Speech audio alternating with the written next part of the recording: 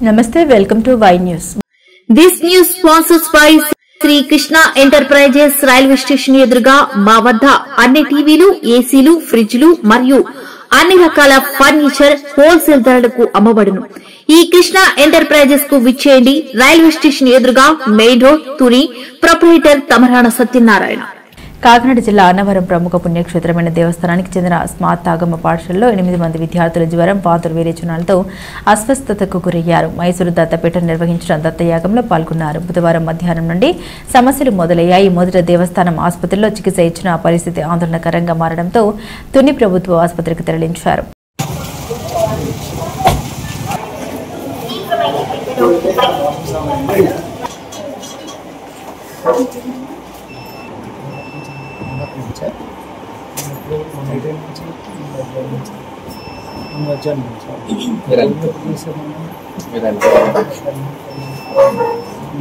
చేసిన తర్వాత సరే లంచ్ పైన చేశాను.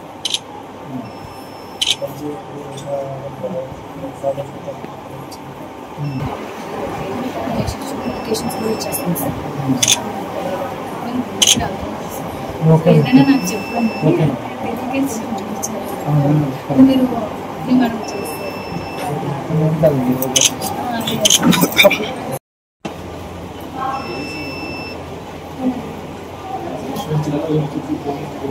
చేతిలో వస్తే డిపెండ్ చేసేది శుభ్రంగా కడుక్కో చెయ్యి.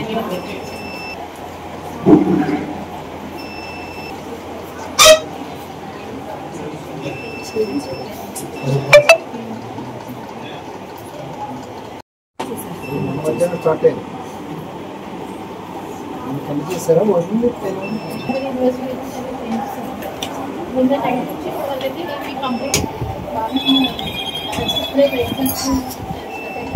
Sorry food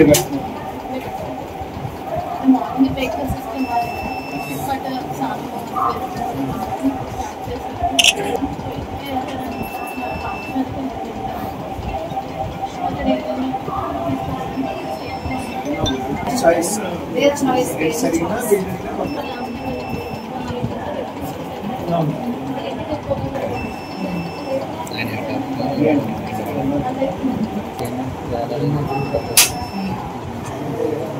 also 4 years course for the degree in Algebra batch.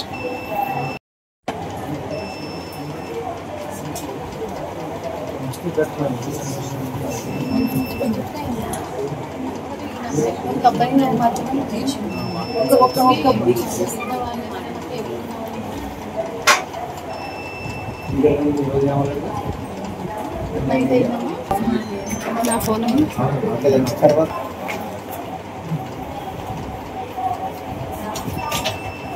బాగానే ఉంది. ఎంతమంది బెటర్ అవుతుంది అయితే ఏం తినలేదు కదా అండి. ఇప్పుడు మార్నింగ్ అయితే పరిగెత్తుకొని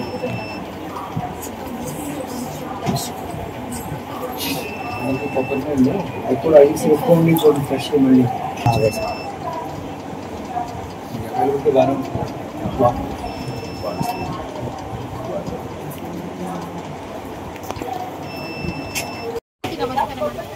నైట్ ఇప్పటికి 9 o'clockకి ఒక 8 స్టూడెంట్స్ ఒక వేద పాఠశాల నుంచి మనకి పేషెంట్స్ని తీసుకురావడం జరిగింది. అందరూ కూడా acute gastritis, vomitings and loose మోషన్స్తో అడ్మిట్ అయ్యారు. పేషెంట్స్ తెచ్చినప్పుడు స్టేబుల్గానే ఉన్నారు. మార్నింగ్ యాంటీబయాటిక్స్ ఫ్రూట్స్ అన్నీ పెట్టేస్తారు దేవస్థానంలో.